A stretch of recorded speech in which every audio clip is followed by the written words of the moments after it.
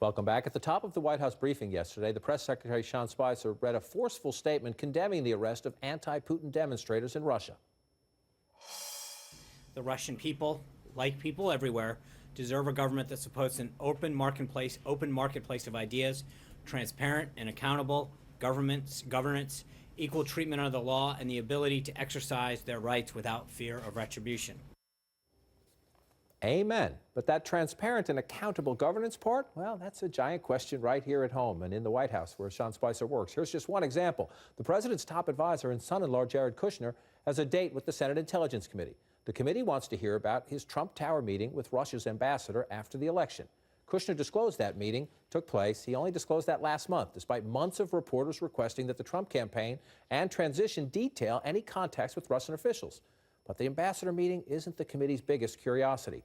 That would be the meeting Kushner disclosed only yesterday, after he realized the committee knew about it. A session with Sergei Gorkov, a Russian banker close to President Vladimir Putin. And, by the way, a man whose bank was under U.S. sanctions when he met with the president-elect's powerful son-in-law. That was part of his job. That was part of his role. And he executed it completely as he was supposed to. And so he doesn't believe he owes the American public an explanation. For what? Doing his job? One problem with that explanation. The White House says the meeting with Gorkov was official transition business. The Russian bank, however, issued a statement saying Gorkov met with Kushner in his capacity as CEO of the Kushner family real estate empire. And so here again, we have A, competing stories, and B, potentially a collision between working in the West Wing, but also keeping your eye on your business. This was during the transition. Jared Kushner knew where he was coming into. If the Russian bank is telling the truth, we got a problem. I mean, why is the son-in-law of the president working in the West Wing anyways? And why are Well, that's his. But if he's going to make that choice, and the president should be able to bring his own people in. But you better have open, aggressive transparency. It's extraordinary that folks on Capitol Hill, and both parties, by the way, just are okay with that. I mean, I guess because they fear that there are bigger fish to fry, but the willingness to sort of tolerate that, again, from both parties, I think is notable.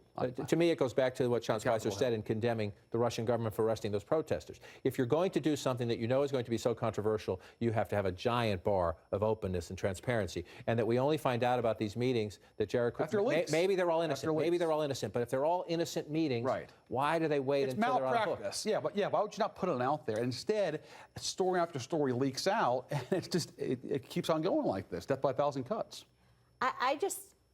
To me, I mean, there is this underlying story of him working in the first place, but then there's on top of that, I think the point you made, which is this mingling of business interests and the U.S. government public interest. I mean, to me, that is a huge issue that it just keeps coming back and back and back. And you said in your opening to the segment something to the effect of, well, you know, Donald, or earlier that, you know, his son is supposed to be dealing with the family business. Here he was weighing on this, but you can't have a line.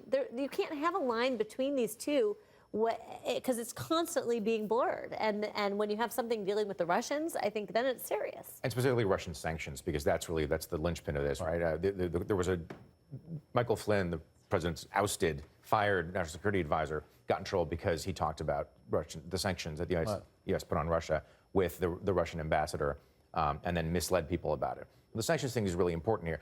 Jared Kushner met with a bunch of ambassadors. Let's just set that aside. That actually is his job. And you know what? Campaigns and transitions meet with foreign diplomats all the time. Yes. The question is whether there was decision-making going on related to the sanctions, any kind of deal-making and the rest of it. And the ambassadors want to refer him to have this meeting with the banker. And again, it looks bad. And if you're in an environment where you know you're being watched closely and you're doing things that could have a perception problem, why not be open and transparent about it? Well, I think, too, that the fact that so many people in this administration are coming straight from the business world is showing on the transparency issues as well. I mean, you see it everywhere, whether it's the State Department not giving briefings and the Secretary not traveling with reporters.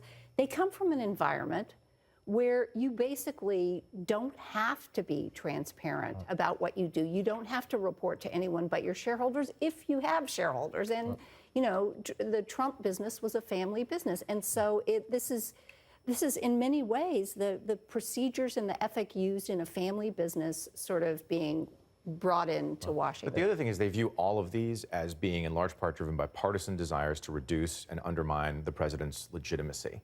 And so they're in a defensive crouch almost from the very beginning. Any question asked Right. is seen as an attack on his legitimacy. But they're hurting themselves. And by the way, yeah. for a bunch of people, that's completely true. They are using this to undermine the president's legitimacy.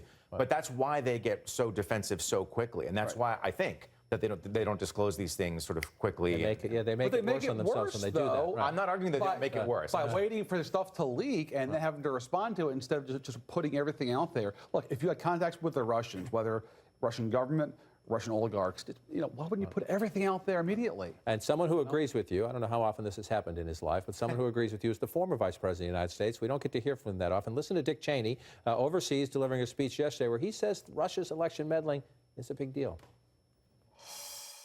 There was a very serious effort made by Mr. Putin and his government and his organization to interfere in major ways with our basic fundamental democratic processes.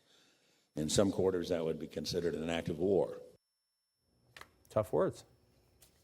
There are a lot of things that Dick Cheney thinks are acts of war, though. Let's keep that in perspective.